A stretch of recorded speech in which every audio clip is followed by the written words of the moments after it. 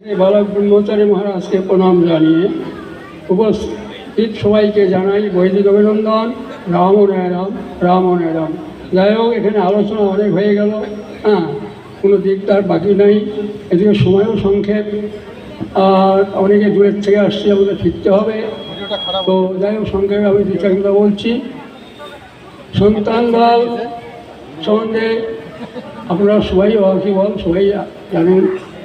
তো আজকে পরম পিতার যে চাওয়া, উনি যেটা চেয়েছেন, উনি যেটা আশা আকাঙ্ক্ষা রেখেছেন, বিশেষ করে উত্তরবঙ্গের উপরে, তাই উত্তরবঙ্গের উত্তরবঙ্গের সন্তানদের তিনি বলেছেন যে উত্তরবঙ্গ আমার প্রাণ, উত্তরবঙ্গ সন্তানদের আমি স্নেহ করি, ভালোবাসি।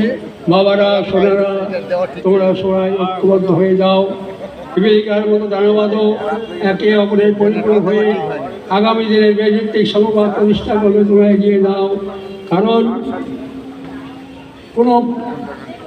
যে কোনো কাজ করতে গেলে মাধ্যম ছাড়া হয় না।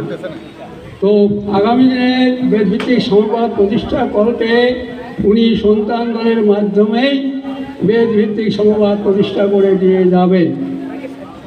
তো উত্তরবঙ্গের সন্তানদের উপরে তিনি আরও একটা দায়িত্ব দিয়েছেন। কি বলেছেন? দেখ রে, আমার এই সাজানো বাগান যেন ছাগলে না মোড়ায়।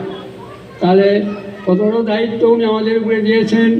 এই দায়িত্বটা যাতে আমরা পালন করতে পারি এবং অতীতের যত দুঃখ কষ্ট পেয়েছি, যত দুঃখ দোলনা পেয়েছি, অভাব পেয়েছি, লাঞ্ছনা গঞ্জনা, একে অপরের এই যে কাগজ ছিঁড়াছিড়ি, এগুলো সব ভুলে গিয়ে আজকে এই প্রতিজ্ঞা দিবসে আমরা সবাই প্রতিজ্ঞাবদ্ধ হব। আগামী দিনে যেন আমরা উত্তরবঙ্গবাসী, বিশেষ করে উত্তরবঙ্গবাসী, আমরা যেন ঐক্যবদ্ধ হয়ে পিপীলিকার মতো দানা বেঁধে একটা সুন্দর ফুলের মালা হয়ে থাকতে পারি। পরম পিতা আসার সাথে সাথে যেন সেই মালাটা আমরা ওনার গলায় পরে দিতে পারি, এই আশা আকাঙ্ক্ষা রেখে আমি আমার সামান্য আলোচনা এখানে শেষ করলাম। রাম নয় রাম, রাম নয় রাম, রাম। রাম নারায়ণ রাম। আপনারা